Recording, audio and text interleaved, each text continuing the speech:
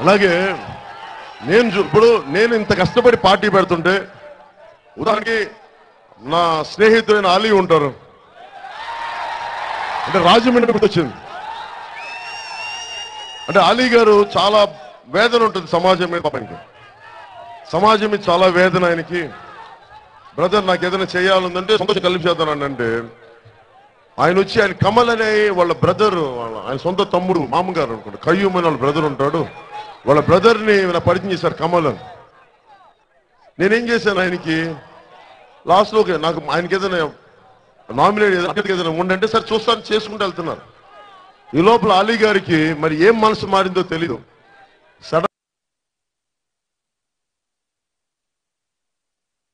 Promise చేశారో ఎమ్మెల్యేగా అనుకున్నా.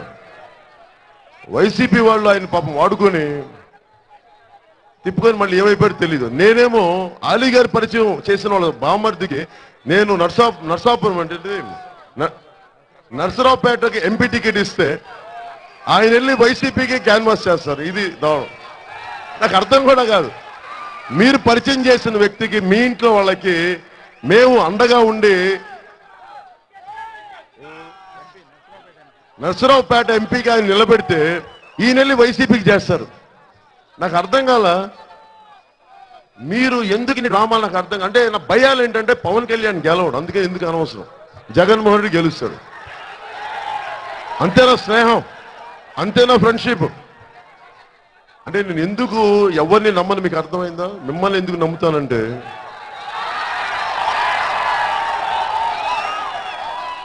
ఇప్పుడు చాలా మంది మా బంధువులందరూ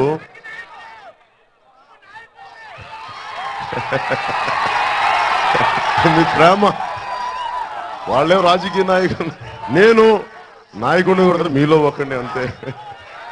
నేను అంటే ఎందుకు వెళ్ళి భయాలంటే నేను అంటే పవన్ కళ్యాణ్ గెలవడు.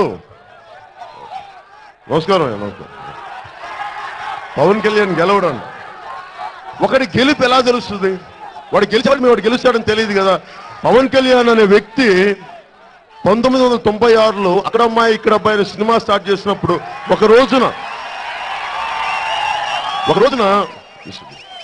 రోజున అతను ఒక పార్టీ పెట్టి ఇన్ని లక్షల మందిని ప్రభావితం చేసి ఒక అయిన దేశ ప్రధానికి, కాబోతున్న దేశ ప్రధానికి అత్యంత సన్నిహితులైన వ్యక్తి అవుతాడని ఊహించారు కదా.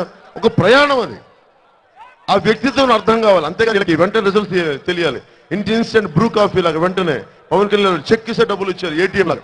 నేనేమన్నా ఏటీఎమ్మా మీకు ఇలా రాగానే వచ్చేయడానికి? అరే నిండు మనసున్న మనిషిని, మీకు ఆలీ కష్టాలప్పుడు అండగా ఉన్నాం, ఆలీకి ఏదైనా అవసరం వస్తే అండగా ఉన్నాం.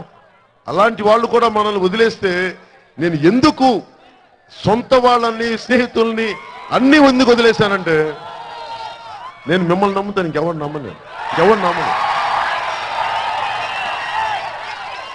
నాకు చిన్నప్పటి నుంచి సమాజం హితువు కోరుకున్నవాడిని. మీకోసమే పుట్టాను అనుకుంటాను, మీకోసమే బతుకుతాను, మీకోసం చచ్చిపోతాను.